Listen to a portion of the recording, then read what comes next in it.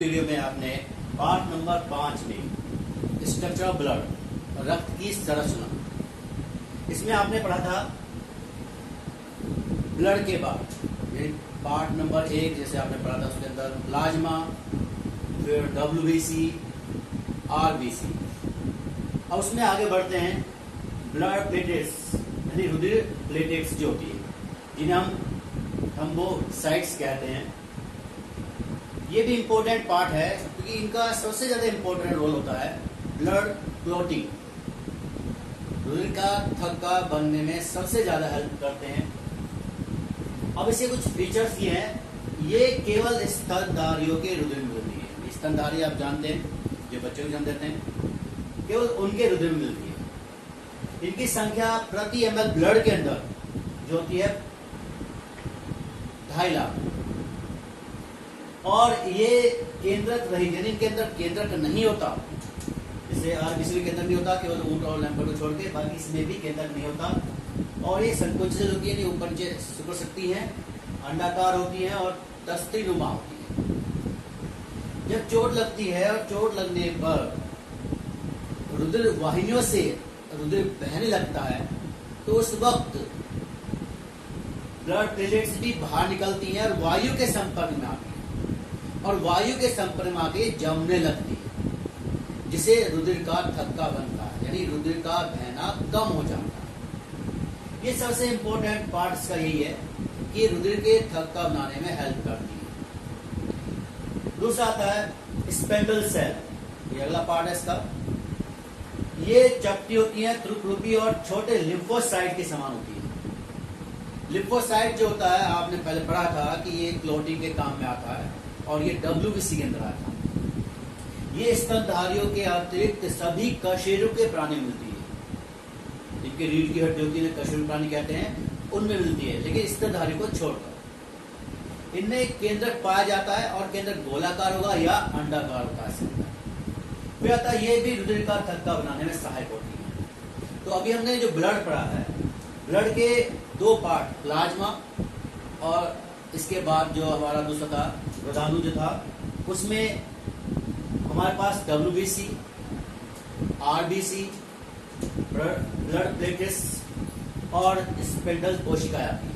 तो ये हो गया हमारा स्ट्रक्चर्स। इसके बाद हम पढ़ते हैं ब्लड के कार्य। ब्लड के कार्य क्या क्या होते हैं और ब्लड क्यों इंपॉर्टेंट है हमारी बॉडी के अंदर। रक्त के कार्य में पहला कार्य है श्वसन, रेस्पिरेशन। हम जानते हैं जैसे कि हम सांस लेते हैं, सांस में हम ऑक्सीजन को अपने नाक छिद्र के द्वारा वहन करते हैं, जो फेफड़ों में जाता है। फेफड़ों में पहुंचने पर हमारे पास जो RBC है, उसमें होता है हीमोग्लोबिन।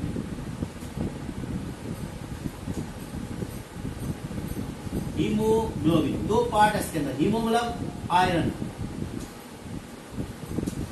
ग्लोबिन मतलब प्रोटीन। तो 2 पार्ट से मिलकर बनाता है हीमोग्लोबिन, आयरन से और प्रोटीन से। तो इसका सिंबल हमने लेते हैं HB, हीमोग्लोबिन। तो जैसे ही फेफड़ों में ऑक्सीजन पहुंचती है और वहां ब्लड की बारीक बारीक केशिका होती है, और उन केशिकाओं के अंदर जो ब्लड बह रहा है उसके अंदर हीमोग्लोबिन होता है, जो ऑक्सीजन से जुड़ता है और बनाता है ऑक्सी हीमोग्लोबिन। अब ये ऑक्सी हीमोग्लोबिन हमारी पूरी बॉडी में प्रत्येक सेल तक पहुंचता है, और वहां पहुंचकर ये ऑक्सीजन को छोड़ देता है। ये क्रिया जो होती है ये सेल के अंदर होती है।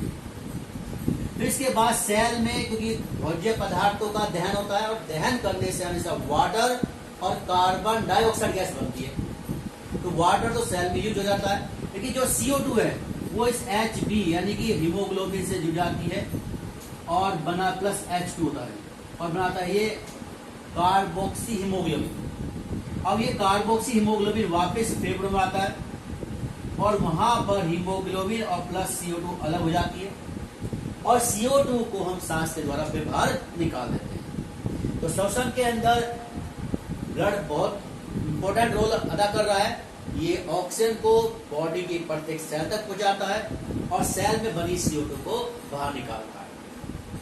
दूसरा, भोज्य पदार्थों के वितरण में हम भोजन करते हैं वो डाइजेस्ट होता है, पाचन वो होने के बाद तो वो छोटी आंत के द्वारा सेलों तक पहुंचता है।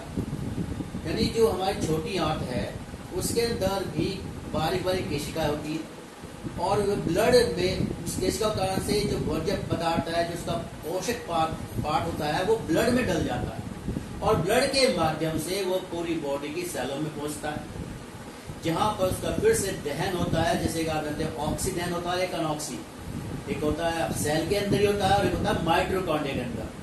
तो उसमें इंपॉर्टेंट रोल अदा करता है ब्लड, तो ये पूरे बॉडी में भोज्य पदार्थों को वितरित करता है, जो हमारे पोषक तत्व होते हैं उनको। फिर आता है वेस्ट पदार्थों का शिक्षण, यानी हमारे ब्लड के अंदर बहुत से ऐसे पदार्थ होते हैं जो कि हानिकारक हो जाते हैं, तो वो किडनी के द्वारा प्यूरिफाई होते हैं और कुछ जो हानिकारक गैस हैं उन्हें ब्लड के द्वारा फेफड़ों तक लाया जाता है और फेफड़ों के द्वारा बाहर निकाल दिया जाता है। तीसरा, ताप का स्थिरम, ब्लड हमारी बॉडी के टेम्परेचर को भी स्थिर रखता है, क्योंकि ये लगातार पूरी बॉडी के अंदर सर्कुलर करता रहता है, जिसके कारण से टेम्परेचर मेंटेन होता रहता है।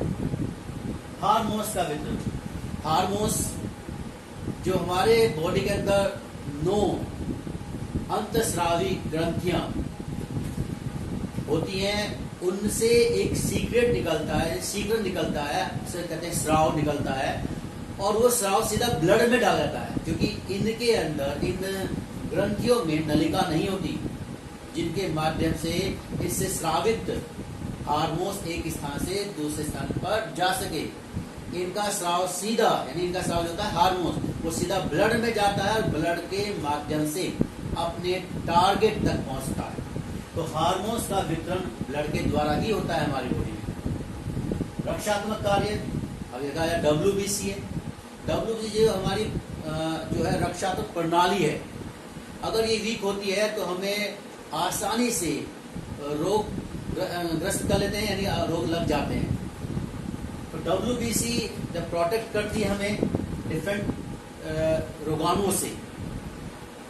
कोशिकाओं का पुनर्निर्माण, कुछ कोशिकाओं की टूट फूट हो जाती है, तो टूट फूट को सही करने में हमारा ब्लड इंपॉर्टेंट रोल अदा करता है और उन्हें पुनः सही करता है।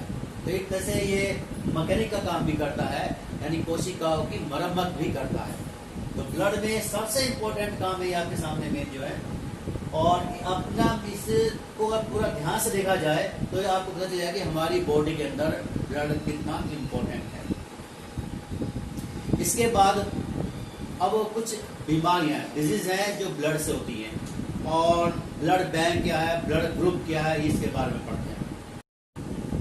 ब्लड क्लोटिंग, रुधिर का थक्का, जो आप जानते हैं चोट लगने से रुधिर बहता है।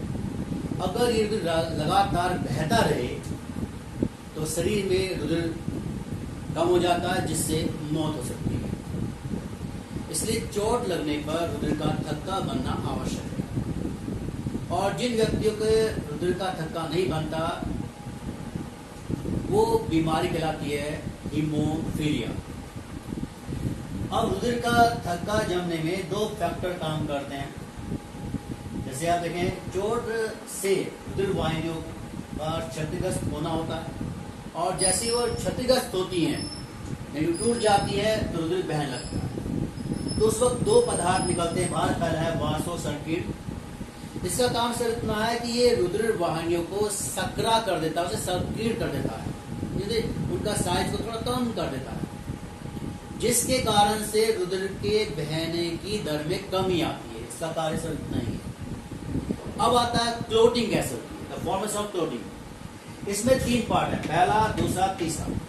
पहला पार्ट, थर्मोप्लास्टिन से प्रोथ्रोम्बिनेज जो बनता है वो कैसे बनता है, तो थर्मोप्लास्टिन जो होता है वो प्लाज्मा प्रोटीन और कैल्शियम जो विटामिन के माध्यम से मिलता है, ये थर्मोप्लास्टिन को किस में चेंज करती है, प्रोथ्रोम्बिनेज में चेंज करती है। अब प्रोथ्रोम्बिन जो होता है वो थायमिन में चेंज होता है। अब प्रोथ्रोम्बिन जो होता है वो प्रोथ्रोम्बिनेज जो एंजाइम्स है, यानी ये एंजाइम्स का कार्य करता है, और ये एंजाइम सेकंड फेज में किस में होता है, सक्रिय थ्रोम्बिन में होता है। और यहां से तीसरा जो फैक्टर काम करता है उसमें विलय फाइब्रिनो जो जोनन है, फाइब्रोजोन जो होता है वो अविलय फाइब्रिन में चेंज होता है। इसमें जो विलय पार्ट है वो कैल्शियम के द्वारा अविलय फाइब्रिन में चेंज होता है, और ये अविलय फाइब्रिन जो जाल सा बनाती है वो जाल जो होता है आरबीसी को घेर लेता है, और जिस कारण से वो एक से एक चिपकती चली जाती है, रुकती चली जाती है, और इस प्रकार थक्का बन जाता है। तो मेन चीज यहाँ सबसे पहले आप जो देखेंगे, पहला पॉइंट कि आपने इसको चेंज किया किसमें, प्रोथम्बिन में, यानी यहाँ पे चेंज किया। मैं इसे गोला कर रहा हूँ इस तरह, ये फर्स्ट पार्ट है इसका, अगर देखा है ए पार्ट, तो ये एंजाइम, ये वाला जो देखिए एंजाइम से काम कर रहा है, और ये कन्वर्ट हो रहा है किसमें, थायमिन में, और जो फिर जो ये फाइब्रिनोजन है वो फाइब्रिन में चेंज हो रहा है, लेकिन वो फाइब्रिन कैसी अविलय। तो जो ब्लड के अंदर घुला हुआ जो प्रोटीन है जो थक्का बनाने सहायक है, वो लास्ट में किस में होता है, अविलय में। तो जैसे ब्लड से बाहर निकलेगा और वो जमना शुरू हो जाएगा, उसके जमने से एक जाल सा बन जाएगा, और जाल जो होता है वही रुधिर का थक्का कहलाता है, और रुधिर का बहना रुक जाता है। इसके बाद अब आता है ब्लड ग्रुप। ब्लड ग्रुप हमारे यहाँ 4 प्रकार के होते हैं।